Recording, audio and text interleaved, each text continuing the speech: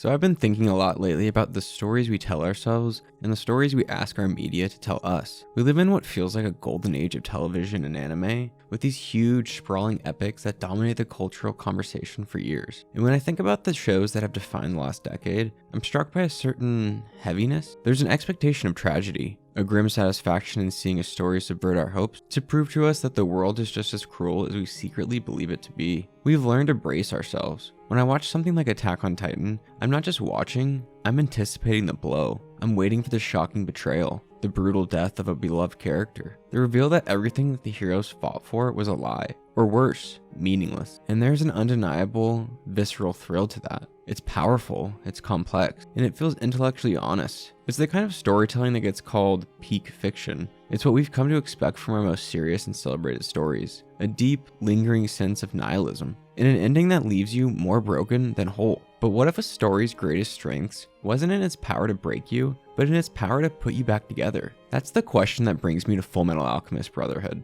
On the surface, it is all the hallmarks of these other shows. A continent-spanning military conspiracy, horrific war crimes, body horror, and deep philosophical questions about the nature of humanity. By all accounts, it should be another entry in the grimdark pantheon, and yet, my experience with it was different. It wasn't the heart-pounding dread that kept me glued to my seat. It was something quieter, something maybe a bit warmer. And I've come to believe that in this age of shocking endings, Fullmetal Alchemist's greatest and most defiant act is its unwavering commitment to hope. It's not interested in subverting your desire for a happy ending. It's interested in earning it, piece by painful piece. That's why I don't think it's peak fiction. I think it's something a bit more important. So, what makes this show so different? And if you were just to read the summary on paper, you'd be forgiven for thinking it's anything but hopeful. Two young brothers try to resurrect their dead mother using a forbidden science, and in the process, one loses an arm and a leg, and the other loses his entire body, his soul bonded to a suit of armor. It's pure body horror. Their journey is to get their bodies back by working as state-sanctioned soldiers in a military teetering on the edge of fascism. It sounds pretty bleak, but the actual feeling of this show,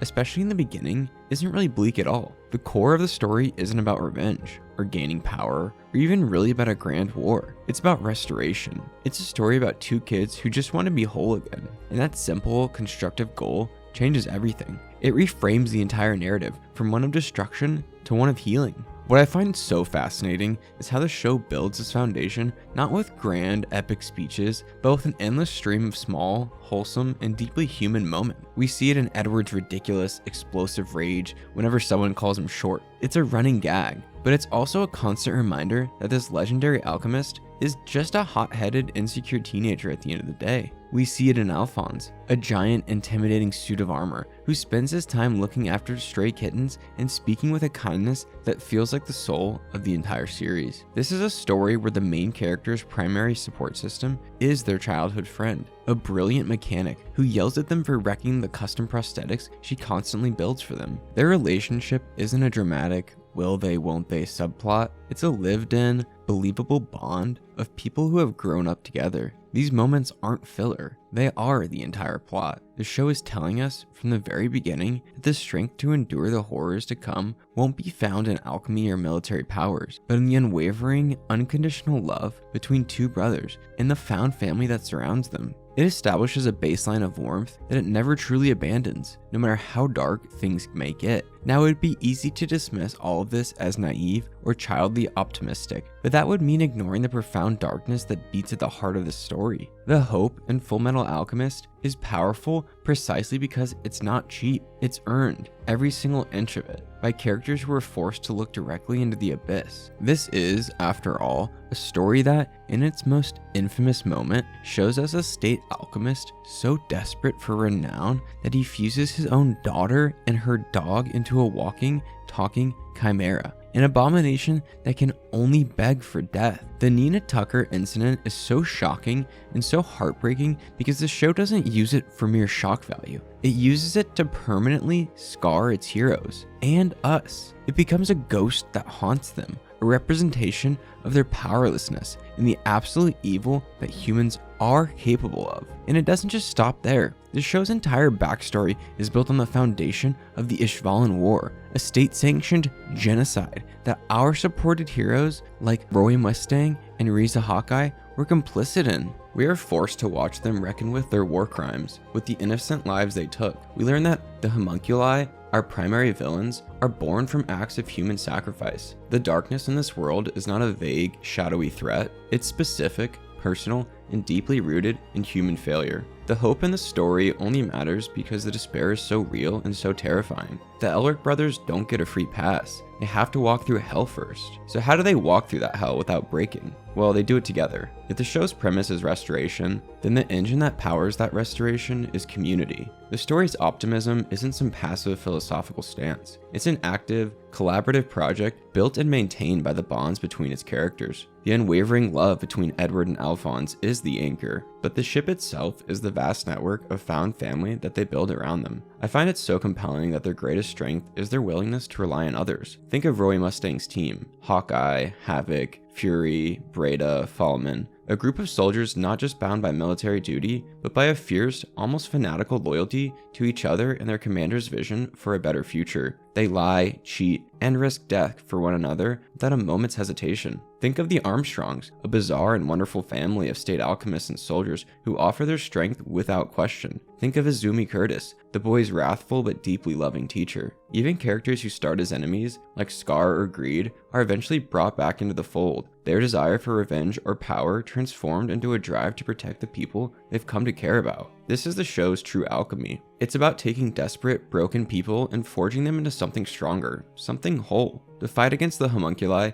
isn't just a battle of physical strength. It's a battle of ideologies. One of isolated, selfish inhumanity versus a messy, chaotic, but resilient and interconnected humanity. And all of this, the Wholesome Foundation, the earned hope, the power of found family, it all culminates in what I believe is one of the most satisfying finales in modern storytelling. The ending of Fullmetal Alchemist provides true, soul-deep catharsis because it resolves not just the plot, but the themes. Every single character arc reaches a meaningful conclusion. We see Scar let go of his hatred to become a restorer of his people. We see Roy Mustang, humbled and literally blinded by the consequences of his ambition, set on the path to becoming the leader his country needs. We see Hohenheim, a tragic, immortal figure, finally find peace after centuries of suffering. But the final masterstroke is Edward's choice. He stands before the gate of truth, with the power to get his brother's body back, and he's asked for the price. The old, cold law of equivalent exchange demands a worthy sacrifice. And what does he give? He gives up his alchemy. He sacrifices the very thing that defined him,